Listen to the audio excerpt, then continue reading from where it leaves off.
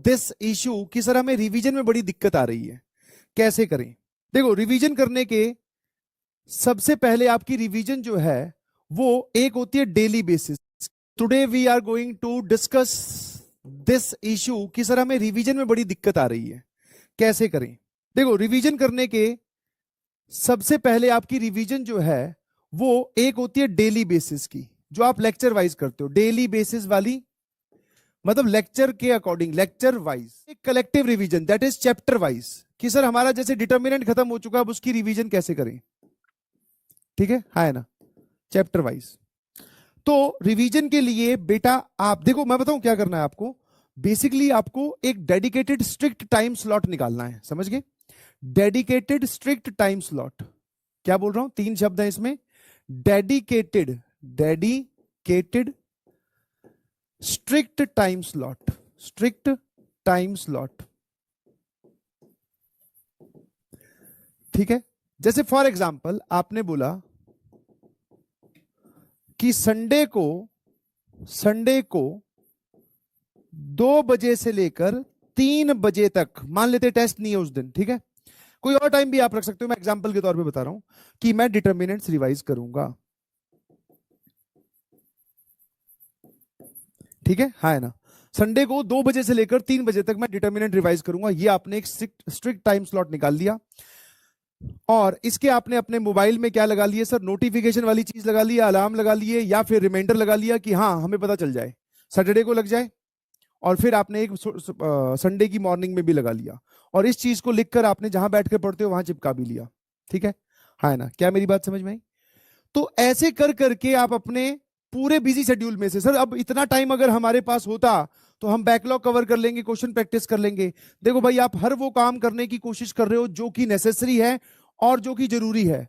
तो ये वाला जो काम है सर, ये तो प्रायोरिटी वाइज बहुत अच्छा काम है, नहीं समझे। कि आपके पास में टाइम की कमी है, तो टाइम की कमी है तो आप अपना टाइम धीरे धीरे अलॉट कीजिए। क्या मेरी बात समझ में आई, है ना। आप एक तो ये वाली चीज रखो। दूसरा, एक तो डेडिकेटेड स्ट्रिक्ट टाइम स्लॉट निकाल लिया। उसके बाद में सर रिवीजन बेसिकली बहुत अच्छे से तब होती है टेस्ट वाइज। ठीक है, मान लेते हैं आपका इस संडे को, ध्यान समझना, इस संडे को एक टेस्ट है,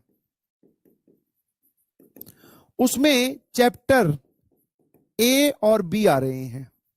ठीक है, एक सिंपल भाषा में समझने की कोशिश करते हैं कि अपकमिंग संडे को या जब भी किसी संडे में आपके टेस्ट आ रहे हैं तो आपको क्या करना है, अब अपने आप को डेली, देखो बहुत आसानी से, मैंने पहले भी प्रयास में समझाया था, आपको फिर समझाता हूं।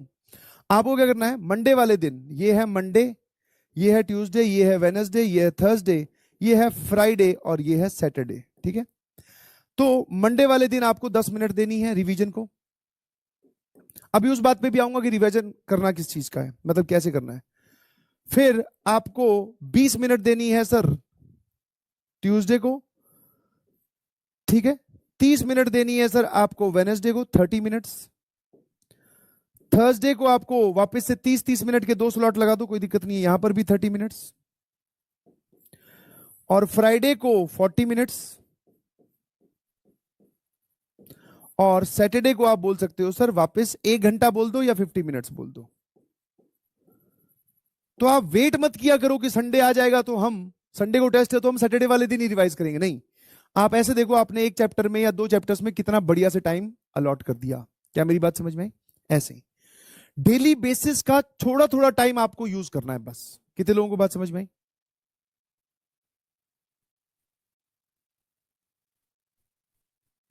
8 से 10 चैप्टर आ रहे हैं, कक्षा 11th के भी चैप्टर आ रहे हैं।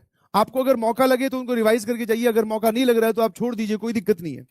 आप छोड़ दीजिए, कोई दिक्कत नहीं है, आप सिर्फ 12th के चैप्टर रिवाइज करके जाइए प्लीज। समझ में आएगी नहीं समझ में, मेरे ख्याल से आप ये काम कर सकते हैं। अब बात आती है सर हाउ टू रिवाइज, जल्दी से देख लो।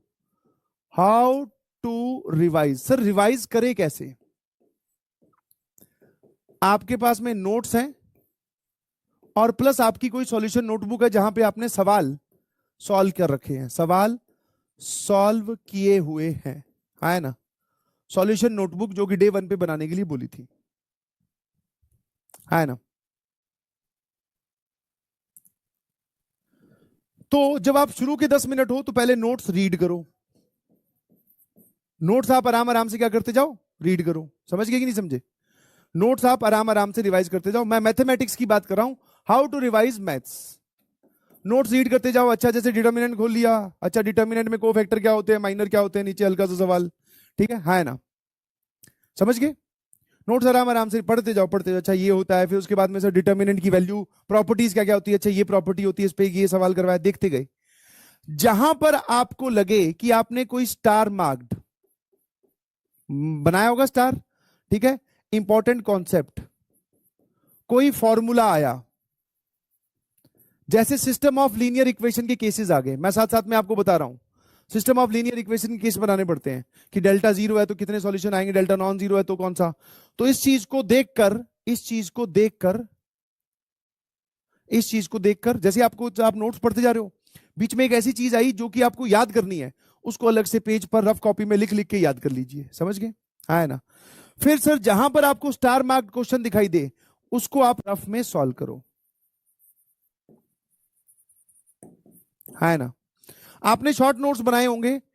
देखो, रिवीजन आपकी उतनी इफेक्टिव या बहुत अच्छी तब होती है जब आपने चैप्टर में बहुत अच्छे से टाइम बिताया हो। आपने शॉर्ट नोट्स बनाए, उसमें भी आपने एड्रेस लिख रखा कि हाँ यार डीपीपी नंबर 7 का क्वेश्चन नंबर 3 बहुत अच्छा था, फटाफट उस डीपीपी पे जाओ, क्वेश्चन सॉल्व कर लो। आप एक बार इससे गो थ्रू कर लो, समझ में आएगा नहीं समझ में? नोट्स के थ्रू जहां पर स्टार मार्क्ड जो आपने बनाए हैं, लगाए हैं, जिसमें आपको लग रहा है कि अच्छी बात है, वो सवाल खुद सॉल्व करके देखो। कितने लोगों को बात समझ में आई कि सर मैथ्स ऐसे रिवाइज करनी है? कोई भी फॉर्मूला आ गया बीच में, लिख लिख के, जैसे बहुत सारी चीजें मैंने बोला था ना, आओ याद करें, याद करवाई तुम्हें, तो वो याद करने वाली चीज लिख कर देखो, हाँ है ना? अब ये जहां पे आपने क्वेश्चन सॉल्व करके रखे हुए हैं, इन सॉल्यूशंस को देखते जाओ, सिर्फ क्या करना है, देखते जाओ।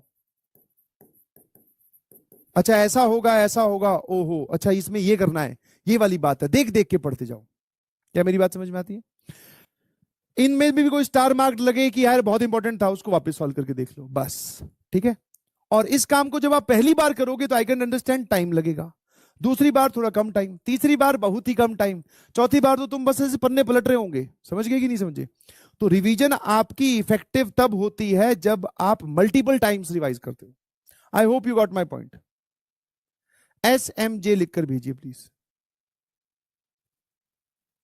हाँ, जैसे डिटर्मिनेंट की वैल्यू बताई थी तुम्हें, 111, 112 और फिर 123, है ना? 112, 113 और 123।